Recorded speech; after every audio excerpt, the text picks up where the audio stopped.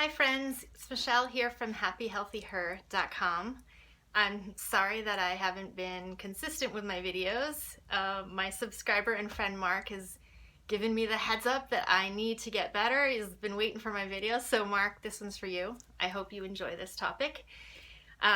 Today's topic is a little bit more woo-woo or ethereal, but I think it's important, and I think now is a great time to discuss it since we are right about to come up on Christmas. Today is the 23rd, and so Christmas is a couple days away, and Christmas is considered to be a time of love and light. The birth of Jesus was considered to be bringing in greater, higher love frequency into the world. He was said to have, it was believed that he said, "I am the light of the world." And also it was written in the Bible that we are to be a light to the world. I actually have that on a really awesome garden flag in my front yards as a reminder to myself, because I do feel that that's a powerful force to consider being love and light, bringing your full self to the world. So what exactly are love and light? Love, I think we all know on some level, it's that heart-based feeling, hopefully that you have for others and for yourself. It's like a warmth. It's a powerful, exuding, expansive kind of energy. Light is very similar. Light is warmth and expansive as well. Light has been attributed to creation, wisdom. Some people consider it's the source of life. Can be a source of energy and healing. So like Reiki or any types of hands-on energy healing work is focused on sending light to the receiver. It's also sometimes considered to be our spiritual consciousness, a belief of hope and grace and compassion. So all of those things combined, as you can probably understand, are super positive, high frequency, powerful energies that actually amplify into the world and create a more positive, uplifting essence. If you've watched any of my other videos, you may have seen in my smudging video, one of the things I typically say when I smudge myself with Palo Santo is, please fill me with your love and light.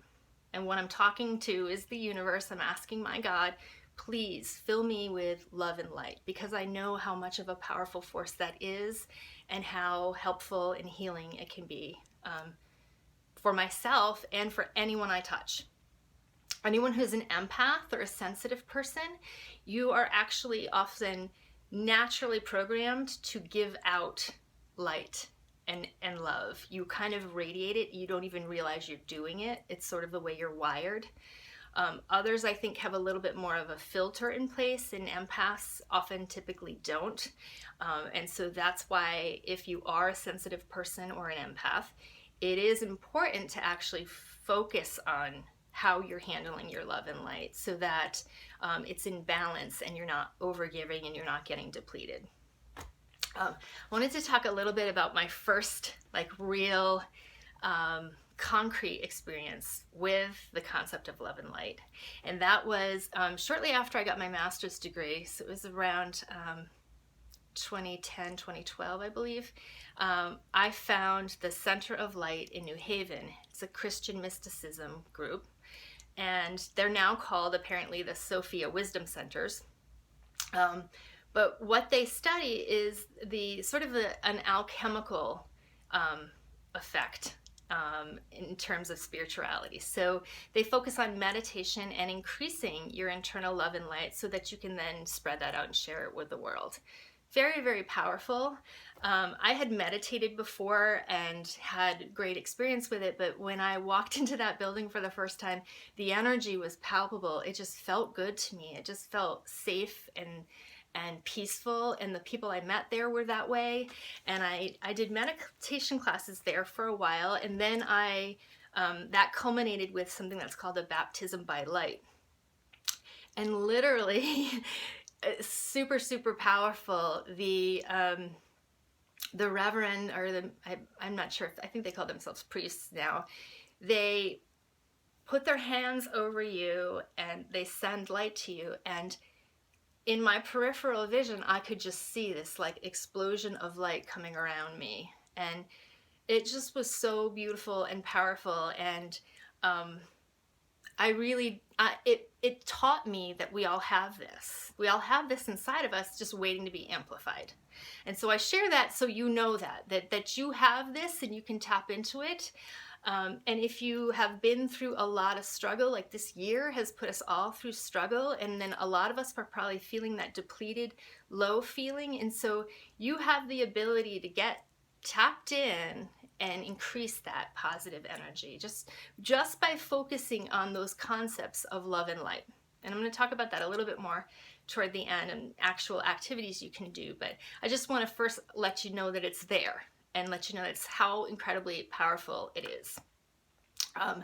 The HeartMath Institute is actually a nonprofit research group, and they study the power of the heart, where I think largely the love and light that we're creating and generating is coming from this heart space, the heart chakra.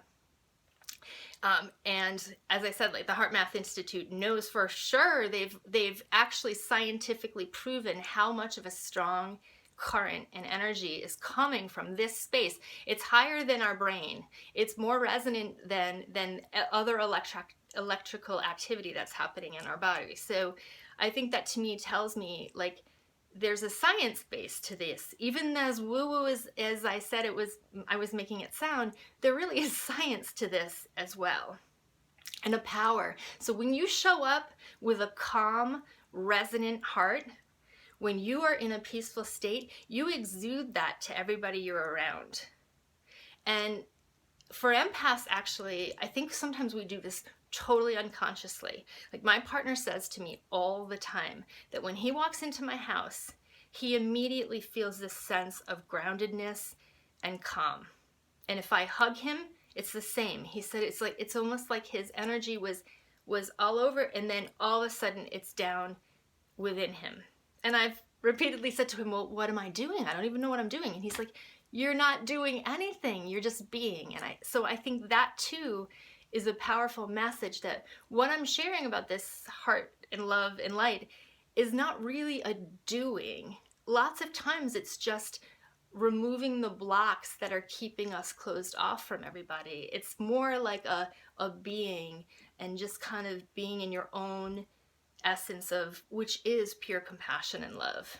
We are all have that as our central core, is a compassionate and loving state. And it's only when we're beat down by the stresses of life or in a space of negativity or anger that we start to erode that, but it's there. And just by simply focusing on it, you can rebuild it. So I intentionally wore this green shirt because I wanted to you to know that the heart chakra is actually symbolized by green.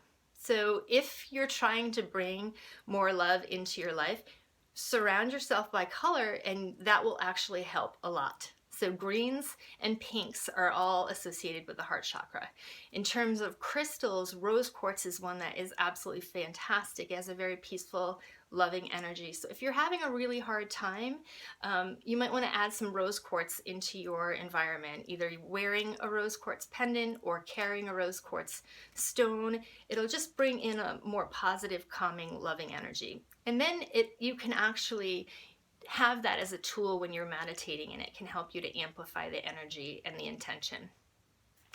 So I found something so amazing today. So for years I've been subscribing to the Astro Twins astrology, and I love them, and I talk about them in my book Online Dating for Sensitive Women, because some of the things that they predicted right before I met my partner were like spot on. They had predicted I was going to meet him. They had predicted I was going to write a book. They had everything they have ever kind of said in the last couple years has been really accurate for me. But I tend to be frugal, so I've bought their astrology planner in the past, but I've always bought just the PDF downloadable version. And this year I said, you know what? I love books. Now that I'm an author, I love books even more. I have more of a appreciation for what it takes to write a book. And so I wanted the actual book. And it took a bit, but it finally just arrived today. And in amazing synchronicity, I had been thinking about doing this video, but I kept saying to myself, I don't really know how to explain this to someone. Love and light to me is like, it's become a very personal knowing, but I'm not sure how to actually teach another person what this means. So I open up the book and I'm already skimming through, and they talk about 2022 is a number 6 universal year. And 6 has some very loving energy to it. So one of the things they have as a tip for 2022 is that we should lead with love. And as part of explaining this premise, they go on to say that Albert Einstein's daughters donated letters from their father, the genius, Einstein, who better than to explain something scientific, but also spiritual than Einstein. And in the letters they found this quote from Einstein. There is an extremely powerful force that so far science has not found a formal explanation to. It is a force that includes and governs all others. This universal force is love, capital letters. Love is light that enlightens those who give and receive it. Love is power because it multiplies the best we have and allows humanity not to be extinguished in their blind selfishness. This force explains everything and gives meaning to life. Wow. So I think that's a great way to sum up what I've been trying to say. I think it's the most perfect explanation of what we mean when we say love and light. I think that it's a great one to end on. So if you are thinking about trying to amplify the love that you have and how you want to increase it and bring it into the world, there are meditations that specifically focus on love. Metta meditations in particular. I talk about these in my book, Online Dating for Sensitive Women, but you can also easily Google Metta meditation, M-E-T-T-A. It's also called loving kindness meditation, and it is a practice of sending love to yourself and then sending love out to the universe, which is so, so powerful and something we really need for this year because we're all struggling, and the more love and positive energy you can put out, the better. So I hope this helps. I hope that you will have an awesome holiday season. If you celebrate Christmas, I hope you have a beautiful, blessed Christmas. I know this year is going to be different for so many of us. It's going to be quiet, but still remember the meaning of the season and the love and connection that binds us all, even when we are remote, even when we don't get to see each other. Thanks again for listening, and if you like it, please hit the thumbs up, hit the subscription button. I'm going to put a bunch of links to some of the things I've talked about below in the description if you want to learn more, and just again hope you learn something and appreciate I appreciate your time for spending with me. I wish you good health and happiness always, and if I don't see you, if I don't get out here again, I hope you have a beautiful, beautiful 2022. Thank you. Oh, and love and light to you.